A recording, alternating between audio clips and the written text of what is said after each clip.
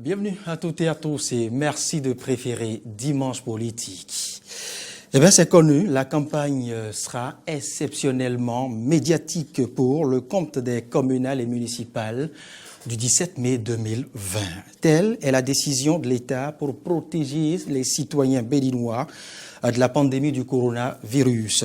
La décision numéro 20-022 du 22 avril 2020 de la Hague, justement, en précise bien évidemment les termes. Mais avant, il convient de comprendre comment les différentes formations politiques vont s'y adapter. Une élection au Bénin, sans meeting et sans partage de flyers, de vivres ou autres nécessaires, comment les leaders politiques vont-ils le faire assimiler à leurs militants dans les différents starting blocks? Quelle est l'atmosphère, quelle est l'ambiance qui prévaut dans les états-majors des partis politiques? Aussi, le retrait du Bénin du protocole de la Cour africaine des droits de l'homme et des peuples permettant à un citoyen de saisir directement la Cour contre son État et les pics de l'opposant comme écoutier depuis les États-Unis justement au gouvernement de Patrice Talon sont-ils entre autres sujets qui viendront meubler ce numéro de Dimanche Politique qui reçoit pour vous Dr Clément Adeyemi Kouchadé. Bienvenue, docteur. Bonsoir, Loris. Et merci d'avoir accepté notre invitation. Merci beaucoup, merci de m'avoir fait appel. Je pense que ça fait longtemps que DenTV, qui avait été depuis longtemps notre chaîne, ne nous a jamais appelé, ne nous a plus appelé, mais cette fois-ci, c'est très bien. Ça me permet quand même de refaire d'autres visages et de reconnaître d'autres visages. Et DenTV, comme vous l'avez dit, c'est votre tribune. C'est la maison de tous. Merci pour le travail que vous faites. Alors, docteur Clément Adeyemi Kouchadé, je sais, vous n'êtes pas né, docteur. Quel a été le parcours qui vous a permis d'en arriver là? Merci beaucoup. Vous savez que le moi est haïssable. Et parler de moi-même, c'est souvent compliqué. Mais comme ça devient un devoir par rapport à l'émission, je vais certainement m'y adapter et essayer de faire une présentation de moi-même qui peut ne pas être assez exhaustive, mais je vais vous donner quelques pans de ma vie qui est véritablement ce que je ressens moi-même et que je pense qu'il faut vraiment présenter. Et donc, je suis Clément Adeyemi Kouchadé. Je suis né au mois de novembre. Je suis sagittaire. Donc, je suis né un dimanche du mois de novembre, notamment un 23 novembre de l'année 1969. Donc, l'année passée, j'ai fêté mes 50 ans. Ah oui. Et donc, comme... Présidentiable. Oui, mais c'est vrai que... Enfin, compte tenu de l'âge, je veux dire. L'âge, oui, c'est bien possible. Donc, je peux vous dire effectivement que en ce moment, effectivement, je suis né d'un père paysan et d'une mère ménagère. En tout cas, d'un village ou d'une ville qu'on appelle Pobet. Je suis de Pobet Centre. Et donc, j'ai commencé, comme tout enfant de mon âge, l'école à l'école groupe A, qui est la première école de la ville. Un beau matin d'une certaine année. Oui, mais en ce moment, c'était en 1976, et figurez-vous, c'était au mois de février. Et nous faisons partie donc de ceux qui ont commencé les cours au mois de février. C'est vrai qu'avant que je le termine, enfin juste après mon secondaire, les années ont repris normalement, en suivant bien entendu les saisons, puisqu'on était en période révolutionnaire. Et en ce moment-là, il y a eu les années scolaires universitaires ont été remodelées pour partir donc du mois de février et finir certainement presque au mois de novembre.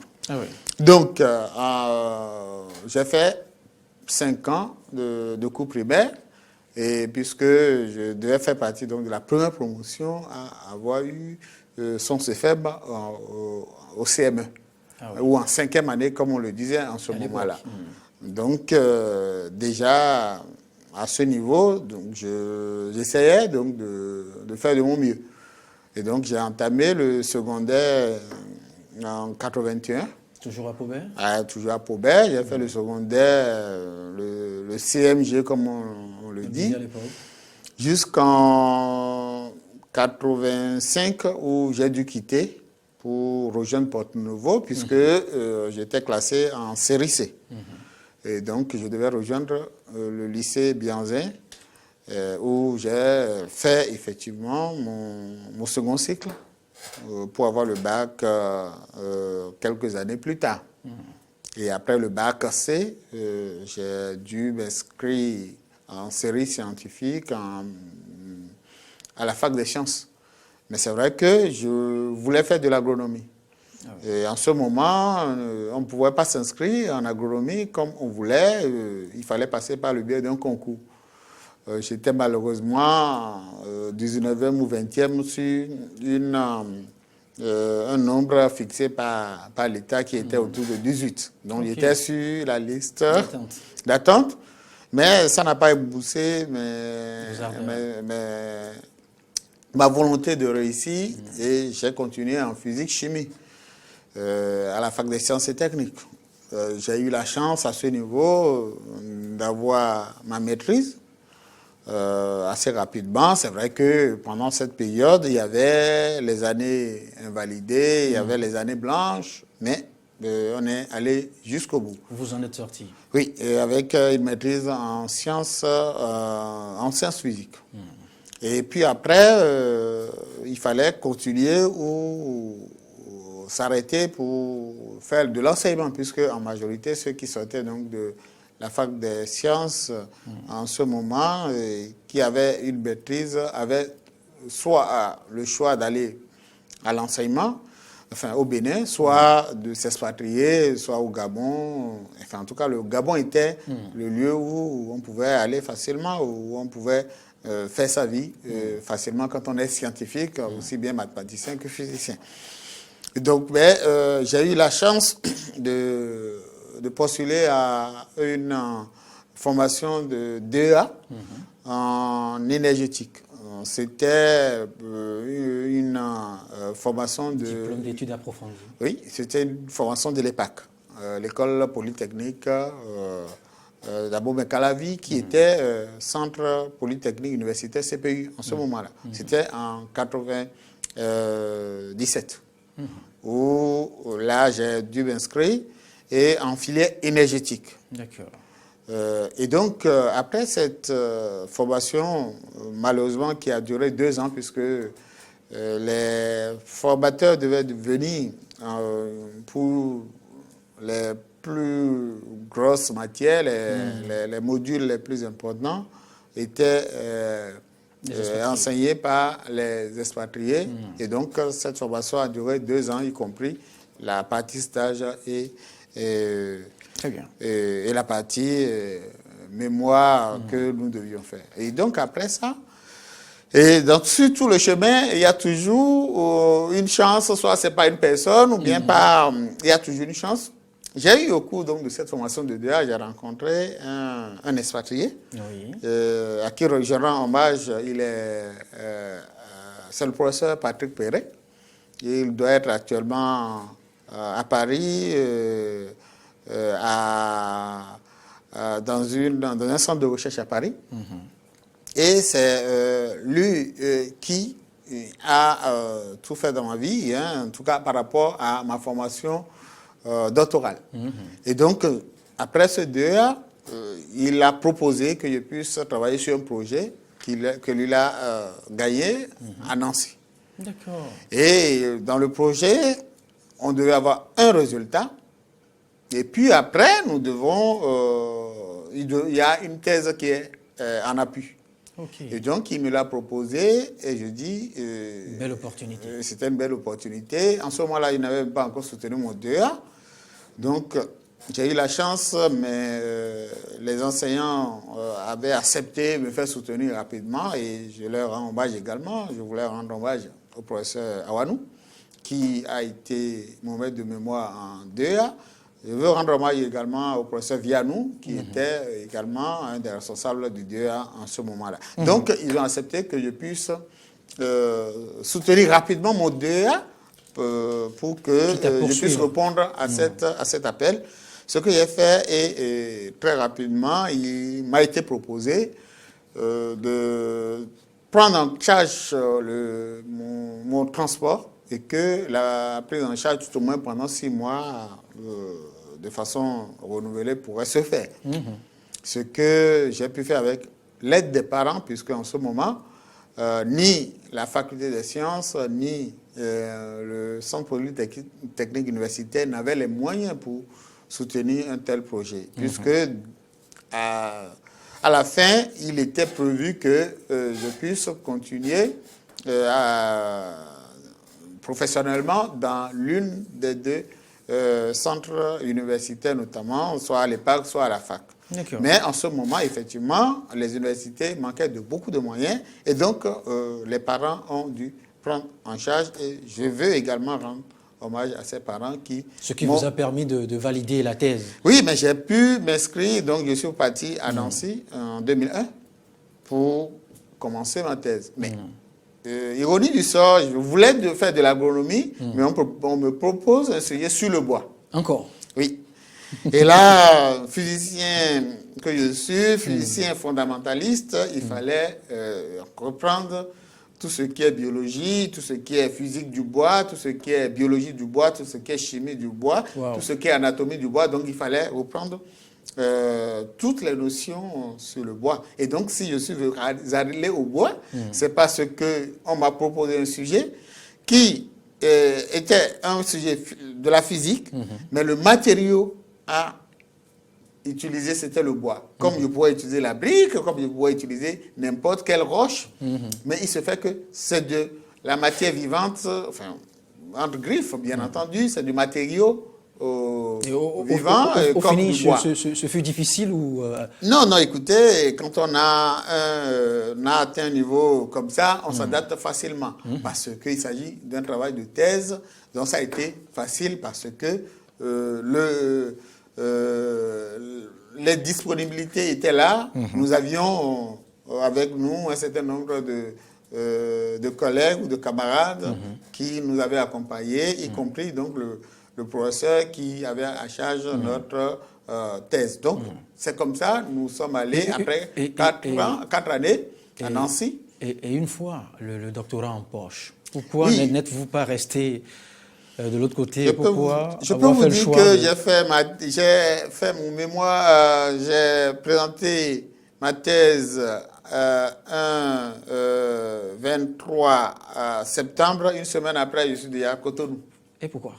Mais écoutez... Votre visa a expiré? Non, écoutez, vous savez, c'est pas facile d'être là-bas et d'avoir une famille par ici. J'avais déjà une famille pendant tout le séjour, enfin au cours du séjour, et puisque je n'étais pas resté aussi pendant les 4 ans.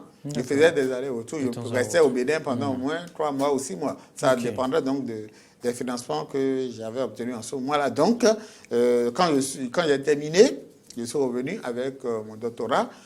Et comme je le disais, j'étais parti parce que j'avais le soutien d'un certain nombre de personnes, notamment le professeur Awanou, qui était en ce moment directeur de l'office du bac. Et donc, au retour, j'ai été accueilli de nouveau par mes professeurs et avec qui j'ai commencé par travailler au niveau du laboratoire ou bien au niveau de certains enseignements, notamment les TD et les TP. Dit, l'insertion a été très fluide, facile. Non, ça n'a pas été difficile puisque en ce moment, il y avait quand même, quand je terminais, il y avait déjà une proposition de recrutement puisque au niveau 2A déjà, on avait postulé à des postes donnés. Il y avait des postes qui ont été ouverts pour les chercheurs. Donc j'ai été d'abord recruté comme un chercheur. au niveau de l'université. Docteur Kouchadé, c'est à croire que tout vous sourit. Bon, c'est ça que je vous dis, que j'ai toujours une chance sur mon parcours. Et donc, en 2004, je suis rentré. Mais je peux vous dire que sur ma fiche de prise de service, c'est noté 2 janvier 2004. Ah oui. Parce que j'ai été recruté en tant que chercheur. Ah ouais. Alors que je n'avais même pas encore ma thèse. Ma thèse était d'octobre 2004. Donc ce n'est qu'après que j'ai repris le service sur la base des injonctions du gouvernement d'alors, puisqu'on était un certain nombre sur la liste qui avaient déjà la thèse. Donc le gouvernement a étudié le dossier et a voulu que ceux qui, parmi les chercheurs, avaient déjà une thèse puissent reprendre service en tant que docteur. Et donc j'ai repris service en tant que docteur en 2004. Alors, on verra si les choses seront aussi faciles de l'autre côté. Alors, de l'université à la politique, comment a été fait la jonction? Oui, mais vous savez qu'en tant que jeune, on ne pouvait pas laisser la politique on ne pouvait pas rester sans faire la politique. Et vous savez aussi que je viens d'une région où la politique est assez ancrée. À l'origine, et là, je peux vous déjà dire, aujourd'hui, beaucoup se prévalent donc du bloc progressiste avec le baobab comme le signe. Le premier parti que moi où j'ai été sympathisant, c'était un parti baobab. Ah oui. L'ASD, du président Robert Dossou. Donc, si on parle de baobab au Bénin, on doit rendre hommage à l'ASD qui a été le premier parti à montrer qu'il n'y a jamais la possibilité d'entourer un baobab. Et ça, c'était par rapport à un grand frère qui, malheureusement, n'est plus de cette vie.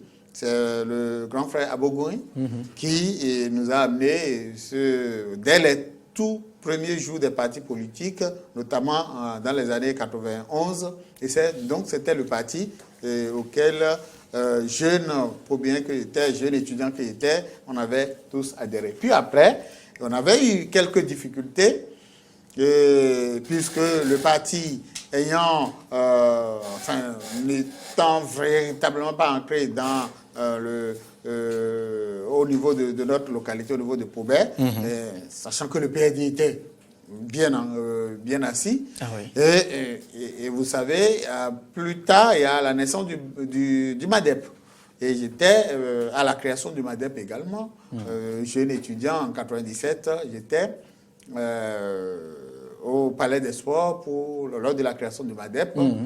C'est vrai qu'en ce moment-là, il n'était pas demandé d'avoir un dossier spécifique par personne. Une adhésion formelle. Oui, il n'y avait pas une adhésion formelle, mais nous avions milité au sein du MADEP jusqu'à ce que, en 2006, nous ayons donc la sortie donc, du président Yahi qui a voulu être aux élections présidentielles de 2006. Et c'est là, on était un certain nombre de jeunes qui avions cru en ça. Et effectivement, les gens vendaient très peu notre peau en ce moment-là, mais nous avions pu avoir un certain nombre de voix pour le parti en ce moment parce qu'il y avait le MADEP, il y avait également le PRD qui était bien assis là, sans oublier que la RB aussi y était. Donc il fallait retenir que vous avez été militant des premières heures des FCBE. Bien sûr, j'ai été militant des FCBE dès les premières heures, mais vous savez aussi, au niveau des partis politiques, c'est la guerre de leadership. Et dès 2007, aux élections législatives, nous avons eu des premiers couacs parce qu'il fallait...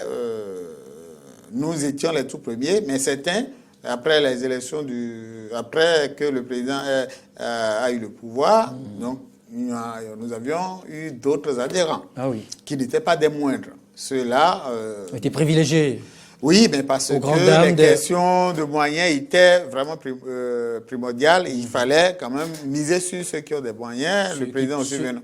Et donc, nous, on a dit, c'est pas possible, il fallait quand même qu'on se recherche. Mais en ce moment-là, il y avait une possibilité de faire beaucoup d'alliances.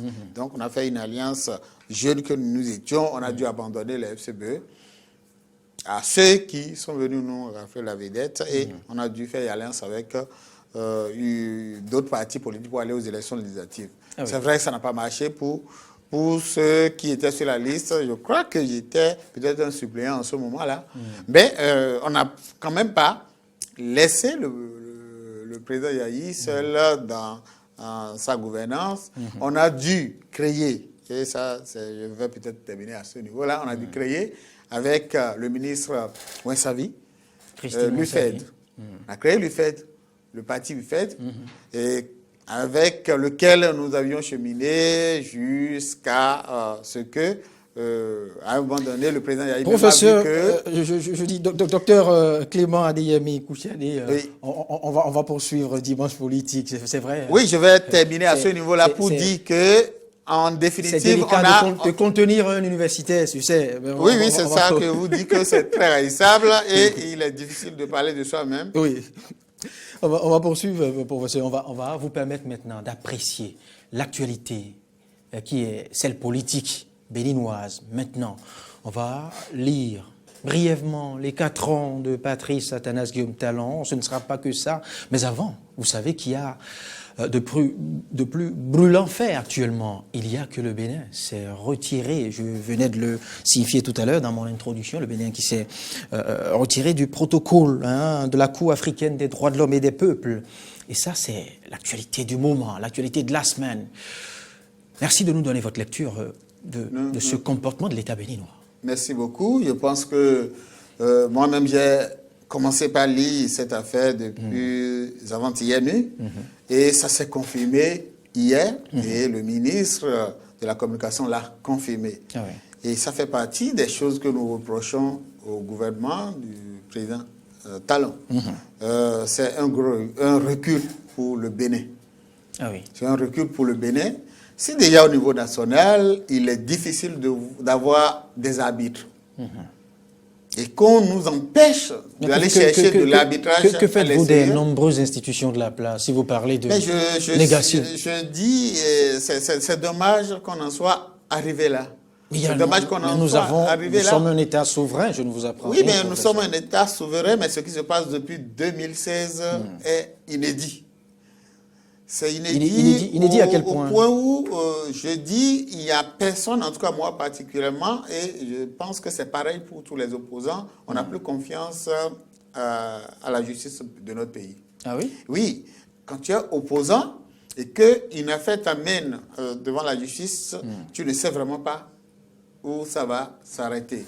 Ça, c'est clair. Mais vous l'êtes, vous, opposant. Oui. Mais personne ne vous a inquiété depuis de 2016 à ce jour. Oui, mais je dis, de toutes les façons... Mais c'est de la même nation qu'il est question. Oui, mais justement, je n'ai jamais été quitté. Peut-être que j'ai de la chance, mais je dis qu'il n'y a pas cet opposant qui a un problème banal devant la justice et qui ne peut jamais s'inquiéter de ce que ça pouvait advenir. Pas parce que certainement nos juges ne font peut-être pas leur travail, mais parce que nous constatons qu'il doit avoir peut-être des mains derrière, peut-être qu'il est possible que nous y ait des indications par rapport à certaines personnes parce que soit la personne gêne, soit la personne on a envie de faire mal à la personne. Et c'est ça qui pose... C'est une lecture de l'opposant. Oui, mais l'opposant aujourd'hui ne peut c'est une lecture de l'opposant que vous faites parce que quand cela arrive, quand on interpelle des cadres proches du pouvoir, mais vous ne lisez pas l'actualité dans ce sens. Oui, mais c'est clair que un pouvoir qui est intelligent va certainement faire de saupoudrage pour dire, mais écoutez, il n'y a pas que dans votre camp que les gens sont interpellés. Que doit faire alors le pouvoir? Mais ce que nous pensons ménager, que le pouvoir fait... Ménager les citoyens indélicats pour seule raison qu'ils sont des opposants, en fait des intouchables? Non, on ne dit pas que les opposants ne soient pas des intouchables, mais que véritablement nous ayons une bonne balance et que réellement que ça ne penche pas d'un côté. Et nous avions un problème d'équilibre dans les traitements des affaires juridiques. Ça là, je ne le dis pas parce que c'est ce qu'on me fait dire, c'est ce que nous constatons. Il y a des cas comme ça que nous pouvions gérer. Il y a des gens qui, aujourd'hui, sont en prison alors qu'on pouvait gérer leur cas assez facilement. Comment appréciez-vous les nombreux citoyens qui ont été interpellés, mais qui ont choisi de prendre la poudre d'escampette? Mais c'est ça, justement. Quand on n'a pas préféré rallier la France.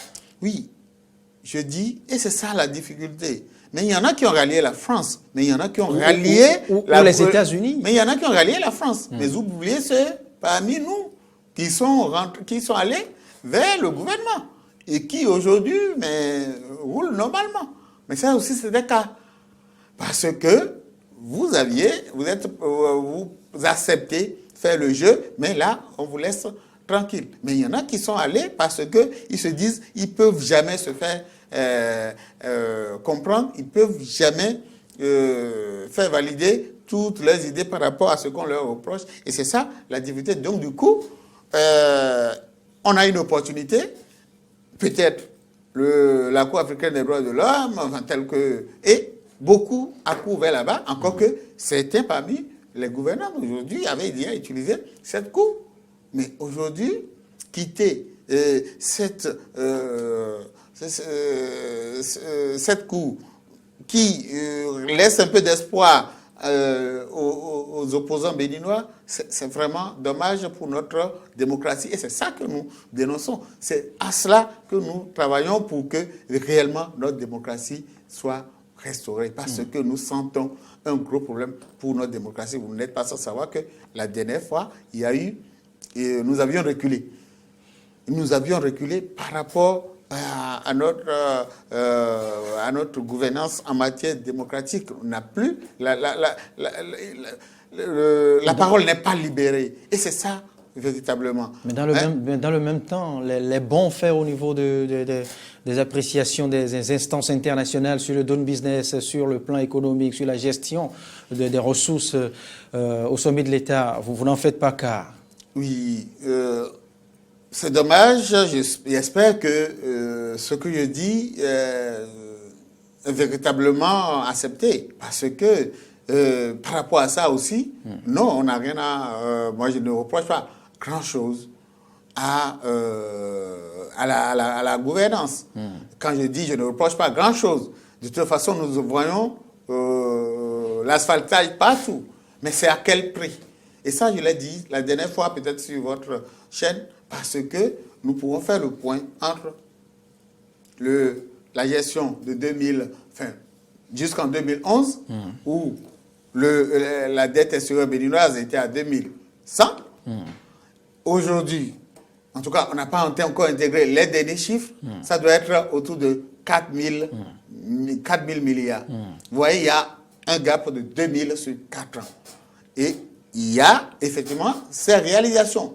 Mais donc, vous avez dit, il y a les réalisations. Oui, il y a les réalisations. Il n'y a que différentes communes du Bénin ont fait peau neuve. Oui, mais il est... Non, parce que vous n'êtes pas, à ce niveau-là, vous n'êtes pas à Paris comme les autres. Vous êtes quand même à Cotonou. Écoutez, vous avez sillonné certaines contrées. Oui, à Cotonou, oui. Nous avons vu Cotonou, nous avons vu Abomey-Calavi, encore qu'à Abomey-Calavi où je vis. Et il y a encore des chantiers. Oui, mais je n'ai pas vu chez moi. Malheureusement. Oui, on pourra. Tous les chantiers ne pourront pas prendre corps au même moment. Non, mais voilà, moi, je veux être impacté aussi. Oui, je veux être impacté. Tout ce qui se passe, je constate que il n'y a que des gens qui ont vraiment une stratégie. Vous prenez. Vous voulez dire encore que c'est. Non, mais ça là, c'est stratégie. Les communes de Mouvancier encore. Non, je peux vous dire. Cotonou, c'est combien d'électeurs? Abomey-Calavi, c'est combien d'électeurs? Porto-Novo, toute la partie Nokoué, c'est combien d'électeurs? Ça fait peut-être les 50% des électeurs. Et donc, ceux qui ont voulu... Et les 50 autres? Mais les 50 autres, mais on les a oubliés pour l'instant parce qu'on prépare le second mandat qui n'a jamais été... Vous le dites simplement parce que l'asphaltage n'a pas pris en compte votre devanture au village Je vous dis, c'est difficilement qu'on a terminé, qu'on est en train de terminer l'aménagement qui avait été démarré en 2016. Oui, mais je vous président précise que l'asphaltage n'a pas pris en compte toutes les ruelles du Bénin. Oui, mais c'est ça que je vous dis. Il y a des communes. L'asphaltage est qu'une phase. L'asphaltage est stratégique. En tant que scientifique, non, il n'y a aucune j'ai corrélé les deux. Oui. Vous voyez, on a pris Parakou. On sait combien les terres il y a à Parakou. Vous voulez me dire que Kadiaou, c'est le fief du président Patrice Talon? Non, mais au-delà de... Calavi, c'est son fief encore? Non, mais c'est pas ça. Novo, c'est le fief mais de vous voyez, Patrice Talon? Regardez. Depuis, on nous a laissé et il n'y a jamais eu autant de messages sur les réalisations depuis 4 ans. Ben si. Oui, mais bien sûr. Il y en a toujours eu. Mais c'est maintenant que ça a pris tellement de temps. Il y en a maintenant de moins en moins. Nous sommes. Enfin là, vous nous interpellez. On sait ce qu'a été la presse. À quelle fin la presse a été utilisée pour rendre visibles les actions du gouvernement? Eh bien, écoutez, depuis longtemps, il y a eu beaucoup de cas d'atteinte à la gouvernance que le gouvernement a essayé de cadrer tout en apprivoisant tout ce qu'est la presse. Vous le pensez? Oui, mais c'est ça. Mais il y a 2 ans ou 3 ans, c'est pas tout le monde qui peut parler avec la norme communication, avec tout ce qui était autour, ou non, monsieur... je ne peux pas rappeler tout ce qui est dégagement de la voie, les bonnes dames qui ont été chassées de la voie, tout ça, mais il était difficile d'en parler. La preuve, il n'y a que le gouvernement qui, aujourd'hui, a la parole. Nous avions la possibilité, vous l'avez rappelé tout à l'heure, que la campagne électorale sera purement médiatique. Et ça, c'est très grave. Nous, on nous empêche de parler directement aux populations. Et c'est ça qui est grave. Non, docteur Clément, on est obligé de maintenir... Je ne vous arrête pas. Je vous arrête pas. C'est votre tribune. Mais vous voulez dire encore que sur l'aspect médiatique de cette campagne, que c'est encore une stratégie du gouvernement de Patrice Talon? C'est hyper grave. Le gouvernement a la chance d'avoir le corona. Et il en a profité. Mais donc, non, docteur. Mais je vous jure, moi maintenant, je suis incapable. Vous avez voulu livrer les citoyens à ce virus, au Covid-19. Non, mais le minimum aurait été de déplacer ces élections et de permettre aux opposants de bien parler aux populations. La preuve, c'est que... Comment vont-ils le faire sans les meetings? Oui, mais ça, justement... Et les meetings exposent les citoyens. Déplaçons simplement ces élections pour permettre à tout le monde de bien parler aux populations. Maintenant, nous sommes assujettis à une campagne médiatique où la HAC est là pour tout filtrer. Malheureusement, on nous donne 40 minutes par jour, mais... Vous êtes là, vous êtes devant un filtre. Il y a des choses que vous ne pouvez pas dire. Alors que si vous voyez les populations, vous allez attirer leur attention sur la gouvernance, ce qui se passe au niveau de la gouvernance. Ce qui s'est passé, il faut leur rappeler un certain nombre de choses. On nous empêche de rappeler ces choses. Vous avez les 40 minutes pour le faire. Mais il y a certaines choses que je ne peux pas dire ici, que je pourrais dire directement aux populations. Et c'est ça, justement.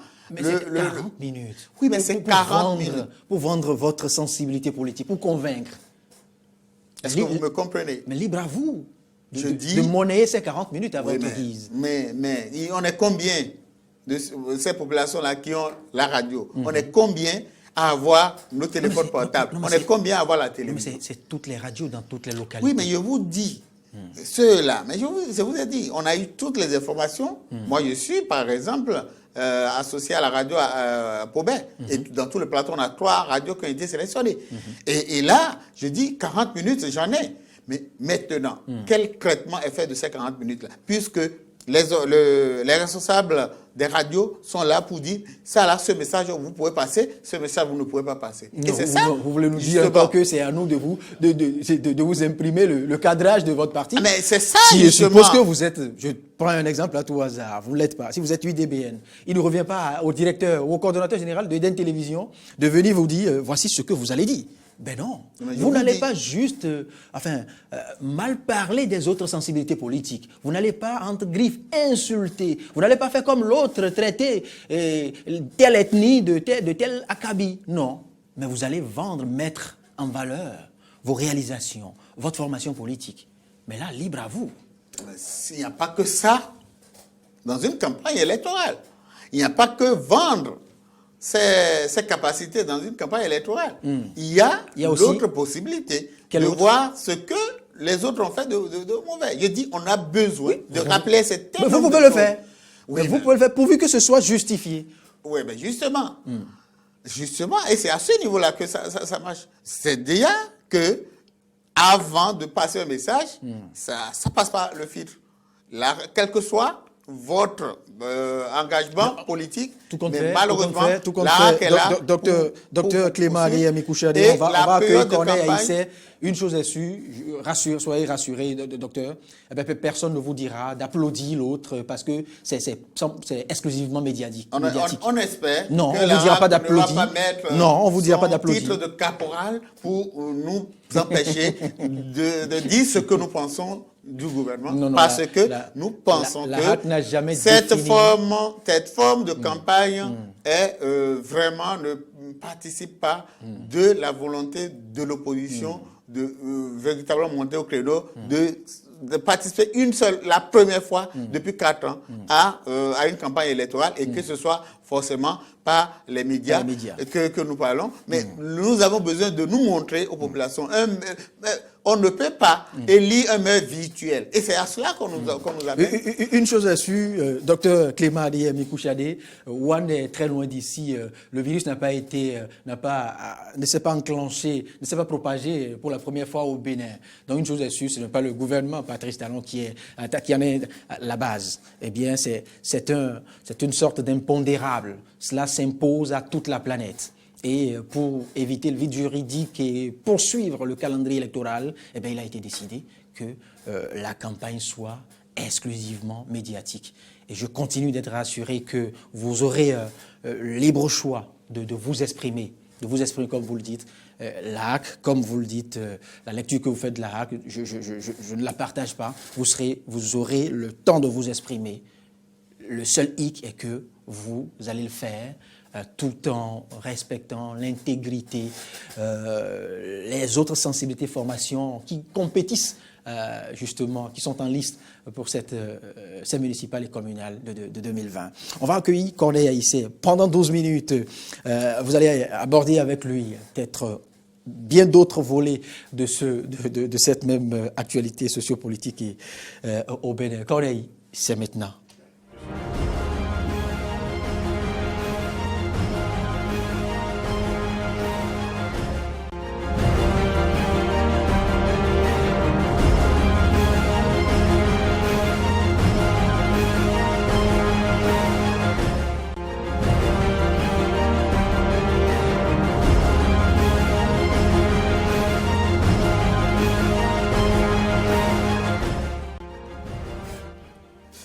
Clément Adeyemi Kouchadé, 12 minutes pour nous dire toute la vérité sur la crise au sein des Forces Corée pour un Bénin émergent ou du parti Forces Corée pour un Bénin émergent. Une crise qui a complètement déplumé, terrassé le parti FCBE et qui a entraîné des micro-crises au niveau des coordinations. Mais avant de vous prononcer là-dessus, vous êtes resté dans le parti après le départ du leader charismatique du pouvoir. Et on a observé une ruée vers le nouveau départ aujourd'hui, la rupture. Pourquoi êtes-vous resté FCBE? Ce n'est pas simple loyauté, fidélité envers Boni Yayi ou une conviction politique? Merci beaucoup. Vous savez, dès les premières heures du gouvernement actuel, de la rupture, il a été dit que la réforme du système partisan allait être une réalité. Et cette réforme, je pense, avait été enclenchée par le président Yayi avant son départ. Et je pense que même déjà avant les élections de 2016, si je me rappelle bien, soit en 2015 où après les élections de 2015, il a été demandé au niveau de l'Alliance ce qu'il faut faire. Est-ce qu'il faut se transformer en parti politique? Et je sais qu'en ce moment, c'est le ministre Koupaki qui avait présenté la communication où il était demandé à nous qui animions le parti en ce moment-là, est-ce qu'on devient parti politique ou on reste alliance? C'est vrai que la réponse était mitigée et beaucoup de camarades avaient un certain nombre. Non, je vous dis, il faut quand même rappeler un peu l'historique pour dire que la question du sympathisant était une question vraiment primordiale parce que nous ne pouvons pas rester dans une situation où on change de camp comme on veut. Et donc, quand le parti, on a décidé, juste après les échecs de 2016, on a décidé de nous revoir. Moi, je faisais partie de ceux qui pensent que nous pouvons créer un grand parti et on pouvait rester FCBE sans changer de nom et que nous avions déjà beaucoup d'actifs que nous pouvons concrétiser plus tard. Et donc, je suis toujours dans cette logique-là. Je suis resté FCBE parce que je pense que c'est un parti national. Tel qu'on le veut, ce n'est plus un micro-parti où véritablement chacun se lève et fait sa loi. Donc, dans ces conditions, il y a un certain nombre de choses que nous devons prendre en compte. Nous ne sommes pas de la même ethnie comme ça se passait avant. Nous ne sommes pas des frères et sœurs. Nous venons d'origines diverses. Et dans ces conditions, vous devez avoir beaucoup d'ambition. Vous devez avoir une guerre de leadership. Et au début, nous avions essayé de gérer tout ça pour que au niveau des responsables, qu'on puisse partager les tâches nord-sud. De cette manière, nous avions pu mettre en place un bureau exécutif et qui a continué le travail. Donc, pour vous dire que je suis resté FCBE parce que je suis dans la logique d'un parti national et que nous avions le sympathisant qui est là et qui peut permettre d'être vraiment un parti national et qui va continuer par jouer son rôle au niveau national. Quelle est votre position au sein du parti par rapport à la crise, puisque nous avons deux ailes, l'aile Ouroumpé d'un côté et l'aile qui soutient Boni Yaye de l'autre? Oui, c'est vrai que à un moment donné, on avait effectivement cette bipartition du parti où il y en a qui étaient pour le récépissé et les autres qui étaient réellement dans la logique de ce récépissé-là n'est pas le nôtre. Il faut qu'on travaille pour l'avoir parce que les conditions d'obtention n'étaient pas légales ou ne respectaient pas les normes. Mais moi, j'étais de ceux qui pensaient ça, qui étaient de l'autre côté, donc qui est le côté du président d'honneur. Mais pourquoi vous n'avez pas démissionné comme... Oui, mais c'est ça justement parce que nous avions atteint un niveau, parce que quand il y a une crise, c'est qu'il faut une remédiation, il faut commencer par voir où est-ce qu'on va à la main ou réellement on met en place un système pour régler les problèmes. Et j'avais apprécié la position du président d'honneur qui pense qu'on pouvait réconcilier les uns et les autres, surtout qu'ils n'étaient pas présents au moment des faits. Et donc, jusqu'au dernier moment, en tout cas, à 1 ou 2 semaines avant la présentation des dossiers à la Sénat, on avait, en tout cas, dans ma tête, fini avec la réconciliation, puisque nous avions nous avons fini par faire une procédure. Vous restez centriste ou bien vous... Non, mais je continue de vous dire que nous avions une procédure, donc après les élections, on aura un congrès pour reprendre le parti en main, en tout cas, permettre à ce que, effectivement, nous réglions les problèmes qui se posaient. Mais maintenant, à ce niveau, quand le président d'honneur s'est retiré, moi, je ne pouvais pas faire autrement parce que j'étais déjà à un niveau où je ne pouvais plus reculer parce que mon nom était déjà sur la liste. Mon nom était déjà sur la liste. Je ne sais pas pourquoi je dois renoncer à ma signature. Mais justement, la conséquence, c'est qu'aujourd'hui, c'est comme si vous êtes un général sans troupes, parce que dans la 22e circonscription, il y a une... Nous sommes des troupes sans général, peut-être. Non, vous, dans votre cas, au niveau de la 22e circonscription, pour Bec et tout, c'est comme si vous êtes un général sans troupes aujourd'hui. Ah, mais je ne sais pas si vous avez fait... Il y a eu une vague de démission au sein de votre... Non, je ne sais pas si vous avez fait une enquête, vous êtes allé sur le terrain. Si il y a, je ne le dis pas. Qui a été faite. Bon, écoutez, je ne veux pas commenter cette déclaration. Vous savez comment ça se passe. Et surtout, comme je le disais, le Corona en ajoute. Je dis que le Corona en ajoute. Une déclaration comme ça, en temps normal, vous devez rassembler tout un peuple et dire, mais écoutez, le président de a dit si nous suivons le président de mais quand vous voyez 2 ou 3 personnes se réunir et faire une déclaration et qui signe au nom de tout le monde, vous voyez que le Corona en ajoute. Et c'est pour cela que je dis que la campagne médiatique est un gros problème pour les élections prochaines. Ceux qui vont en gagner se connaissent, puisqu'il y avait déjà toute une campagne par rapport aux réalisations. Donc, je peux vous dire qu'aujourd'hui, nous ne pourrons pas atteindre ce niveau parce qu'il y a une déclaration qui me dit que je suis candidat et je ne peux pas reculer. Et mieux, j'ai des candidats derrière, puisque dans Pobé, on a au moins 50 candidats. Et à aucun moment, je n'ai vu, aucun des candidats n'a décidé de suivre le mot d'ordre. Et donc, nous restons sur la liste. Nos populations sont d'accord avec nous. Et donc, tout ce qui s'est passé n'est que feu de paille. Alors, en début d'année, au courant mois de janvier, alors qu'on appréciait au sein du parti, justement, et vous faites partie de ces acteurs, vous appréciez donc la médiation qu'a porté Boni Yahi. Et puis, effet de surprise, le 5 avril, il a dû quitter le parti. La présidence d'honneur Clément Adéami Kouchadé. Qu'est-ce qui s'est réellement passé? Vraiment, si je commence l'histoire, vous n'avez que 12 minutes. C'est vraiment une longue histoire, puisque effectivement, au mois de janvier, le président d'honneur est revenu et a enclenché la procédure. Boni a-t-il été déçu par la conduite actuelle du parti? Mais naturellement, je crois qu'il a précisé dans son message comme quoi il y a un certain nombre d'événements qui ont fait que lui, là, fini par se retirer. Est-ce une erreur d'appréciation de sa part? Vous savez qu'à un moment donné, si vous vous rappelez bien, il y a environ 2 mois, il y avait déjà cette volonté du président d'honneur qui a appelé tous les coordonnateurs des communes et des circonscriptions pour dire, effectivement, vous n'arrivez pas à vous entendre, j'ai appelé les uns, j'ai appelé les autres, je n'arrive pas à raccorder les positions et pour cela, je vais vous laisser vous gérez entre vous parce que je suis fatigué. Je ne peux pas être à la tête d'une famille où les gens ne sentent.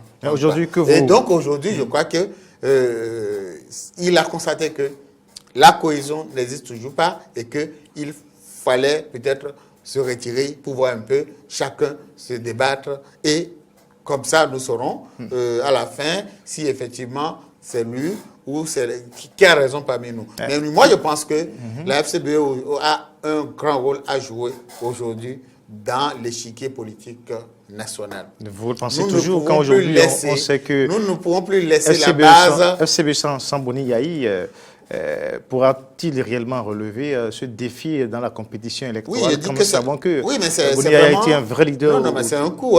C'est comme les 2 blocs sans le président Talon aujourd'hui. Vous voyez que ce serait la débandade aussi. Mais pourtant, vous y tenez, vous êtes candidat, vous y tenez. Mais je dis que ça devait être de l'autre côté également une débandade. Mais je dis, c'est un coup, mais nous pensons que un enfant... Est-ce que ce n'est pas l'échec, le fiasco assuré? Non, mais c'est à croire que tout le monde est éternel. Un enfant peut devenir orphelin à tout moment et un enfant peut être abandonné.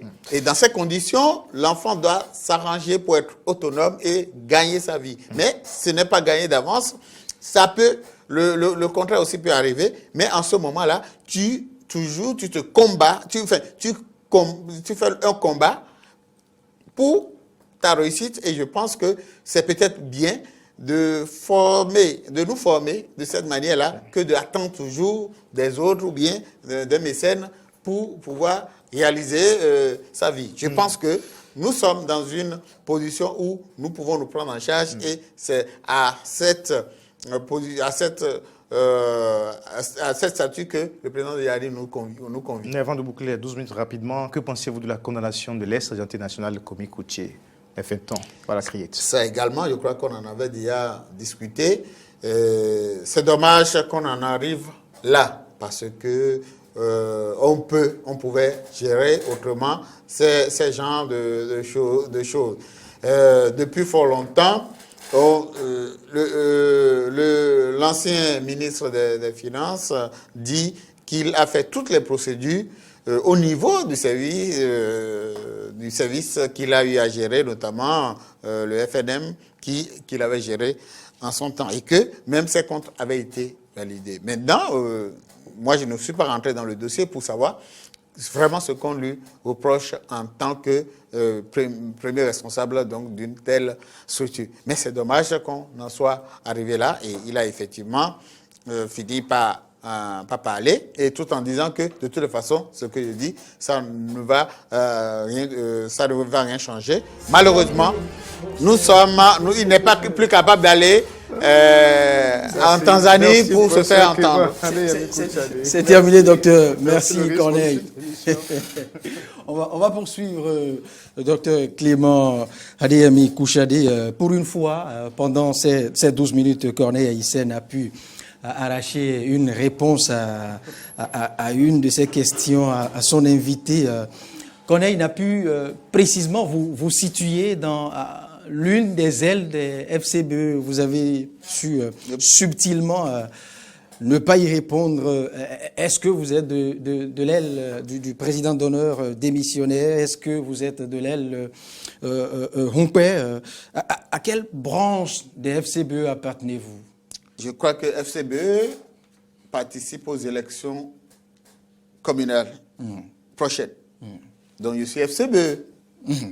Et donc je ne peux pas dire autre chose. Je suis FCBE. On vous aura compris. Oui. Alors, vous sembliez tantôt, docteur Kouchadé, vous semblez évoquer une certaine catégorie de politiciens à qui profitera justement la campagne médiatique prochaine. Et vous êtes allé même jusqu'à évoquer les réalisations des ministres. Mais est-ce que là, vous ne vous faites pas prendre à votre propre piège? Si vous craignez déjà les réalisations des ministres, ça veut dire qu'il y a quelque chose qui a été fait. Non, mais je crois que nous ne disons pas que rien n'a été fait. Beaucoup de choses ont été faites. Et là, en tant que Béninois qui circule dans Cotonou, dans certaines villes, on voit quand même des choses qui poussent. Même si ça prend tellement du temps. Mais je dis, ce n'est pas fait équitablement. Donc le tout ne suffit pas. Mais je connais des parents qui ne sont pas venus à Cotonou depuis près de 4 ans et qui ne peuvent pas voir ces choses-là se réaliser. Il y en a qui croupissent aujourd'hui sous la faim, qui ont faim et qui, même le Nigeria, moi, dans ma région, les gens ne vivent que du Nigeria. Mais ça fait plus de 6 mois que la frontière est fermée. Le corona en a ajouté, mais vous ne pouvez pas voir, vous ne pouvez pas savoir ce qui se passe sur place là-bas. Et en plus, nous avions parlé donc de la campagne médiatique. Est-ce que vous savez ce qui se passe sur le terrain? Sur le terrain, les partisans des blocs, comme moi je les appelle, les jumeaux, font la campagne allègrement, sans tenir compte des... Vous voulez parler de la pré-campagne? Mais de la pré-campagne, c'est excessif. Mais ce qui n'est pas exclu aux autres partis, ce qui n'est pas interdit aux autres sensibilités politiques. Non, justement, c'est pas exclu. Mais non, ça n'a jamais été dit quelque part que vous pouvez. Ce qui est clair, on vous dit que la campagne ne sera... Mais il n'a jamais été interdit d'entretenir sa base. Enfin, et comment? Et c'est ça la réalité. On vous dit, vous faites la campagne médiatique, mais dans le même temps, mais vous n'avez pas droit à aller sur le terrain. Je peux vous dire aujourd'hui, ça fait plus de 2 semaines, plus d'un mois, je vais dire que je ne peux pas aller chez moi parce que je ne peux pas. C'est pas du fait du gouvernement, c'est le cordon sanitaire qui s'impose à tout le monde.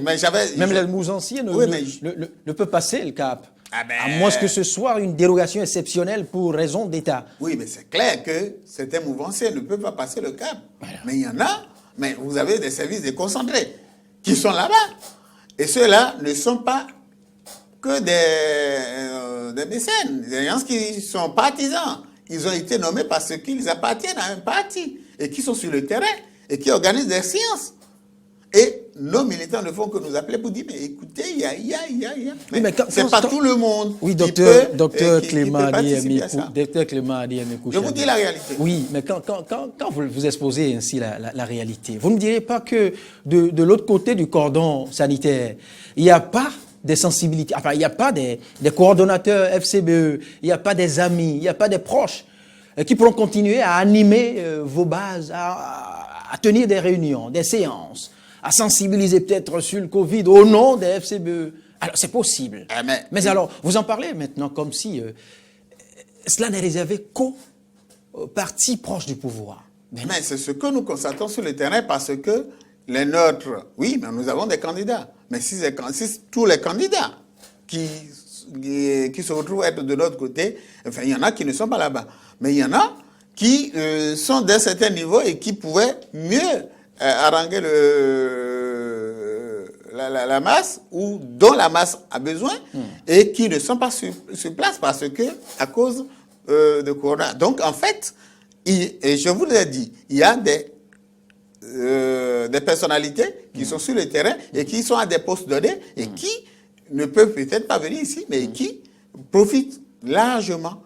Et si nous, on était plus ou moins libres, mais écoutez, on allait peut-être égaler et peut-être mieux faire qu'eux. Et donc, qu'est-ce qui vous empêche d'être libre? Vous dites, qu'est-ce que vous mettez dans, si vous étiez... Là, mais maintenant, moi, je ne peux pas passer sans dérogation, alors que les gens m'attendent. Alors, mais c'est le cas pour les autres. C'est le cas pour les autres. Mais je dis qu'ils sont plus en avance parce que vous avez des services déconcentrés qui sont au niveau local et dont on profite donc de la tête ou d'un certain nombre de choses. Donc c'est pour vous dire que... Qu'est-ce que vous mettez dans le service déconcentré? Vous voulez me dire que le préfet de... Bon, je n'ai jamais... Non, je prends un exemple. Vous voulez me dire que... Non, le préfet n'a pas le droit... C'est ça que je dis. Alors, vous voulez me dire que le directeur départemental de la santé de Paubert, par exemple, va se mettre à faire la politique, à faire de la campagne? Mais il ne le fera pas. Parce que ça n'est pas son rôle. Mais il y a un directeur qui est allé prononcer des discours à Boïcon. Oui, pas en tant que directeur. On le précise. Je sais que... pas en tant que directeur. Moi, je ne peux pas rappeler... Il est allé commettre cette boude en son propre nom. Non, je ne parle même pas de la boude. Mais pas en tant que directeur, non, pas en tant que représentant de l'instance. Non, mais je ne veux pas, je ne dois même pas aimer qu'on concentre tout sur ce directeur. Mais j'ai entendu... Non, c'est un exemple parmi tant d'autres. Oui, j'ai entendu. Et c'est un cas qui fait aussi, qui participe à l'actualité. Cette bévue de ce directeur. J'ai entendu le même directeur qui vous dit, on vous a dit qu'un directeur ne peut pas être candidat. Mais moi, je le suis. Mais c'est le directeur qui le dit. Au-delà donc de ce que vous avez dit de lui. Mais il dit, mais on vous a dit qu'un directeur général ne peut pas être candidat. Mais moi, je le suis. Et je le suis sur quelle liste en plus?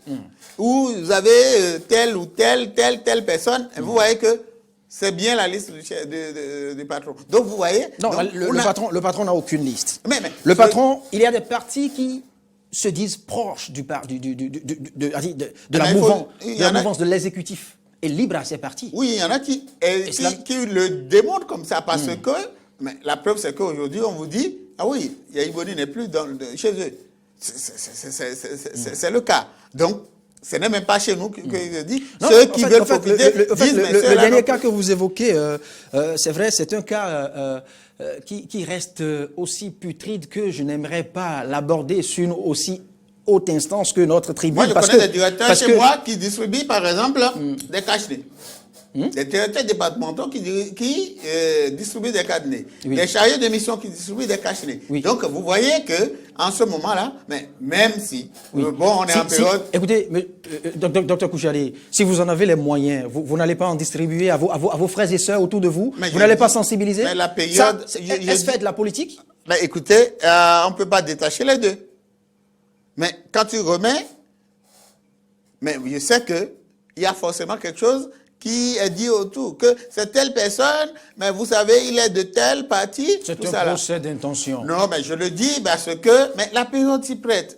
On veut profiter exagérément. Vous savez, nous sommes en face, et je les remercie sincèrement parce que quand on a de l'intelligence, il faut mettre cette intelligence à la disposition de ce que nous faisons. Dans tout ce qui se passe, il y a toujours une stratégie qui est mise derrière. Et qui fait que, bon, on met le profit. Qu'est-ce qui empêche l'opposition de convertir cette, je sais pas, cette période de pandémie en sa faveur? Mais où se trouve le pouvoir de l'opposition? L'opposition à quel pouvoir? Puisque vous dites, puisque vous ne voyez que... L'opposition qui se met à partager ça, eh ben, c'est très facile de dire après que vous avez fait des dépassements, vous avez fait distribuer telle chose en période électorale. Est-ce qu'il n'y a pas quelque chose derrière? On va peut-être évaluer tout ce que... Je pense que c'est un combat national. Le coronavirus, la lutte contre la propagation du coronavirus. C'est vous qui le dites. Et il suffit juste d'éviter qu'on retrouve vos logos et autres. Mais il a fallu qu'on arrête ça là aussi. Sur les masques. Il a fallu qu'on arrête ça là. Mais vous pouvez en distribuer, vous pouvez aider vos citoyens, vous pouvez sauver des vies. Parce que distribuer des masques, distribuer des gels, sensibiliser des citoyens en ce moment précis, c'est sauver des vies, tout simplement. Je connais des gens qui ne distribuent que dans la circonscription électorale. Et ça aussi, c'est véritablement... Quand on voit que on a plus de distribution dans Sémékodi, dans Avrancourt, Docteur Clément Adéami dans Porte-Novo, et là, on veut quoi? C'est complètement terminé. C'est vrai, vous avez encore beaucoup à dire. On aura l'occasion de vous retrouver encore pour lire autre pan de l'actualité sociopolitique au Bénin. Merci de votre disponibilité. Docteur Adéami, juste quelques secondes de mot de fin. Non, merci beaucoup, puisqu'on est effectivement en période de corona. Oui. J'avais mon masque. Oui. Que je ne voulais pas porter pour que le visage soit merci. Connu. Et merci. Donc, je voudrais que chaque citoyen puisse suivre rigoureusement les consignes du gouvernement pour respecter les gestes barrières. Oui, la pandémie soit vraiment arrêtée dans notre pays. Merci. Je vous remercie. Merci à vous et à très bientôt. C'était Dimanche Politique. On va se retrouver dans une semaine avec une autre personnalité sociopolitique pour lire autrement l'actualité ici. À demain.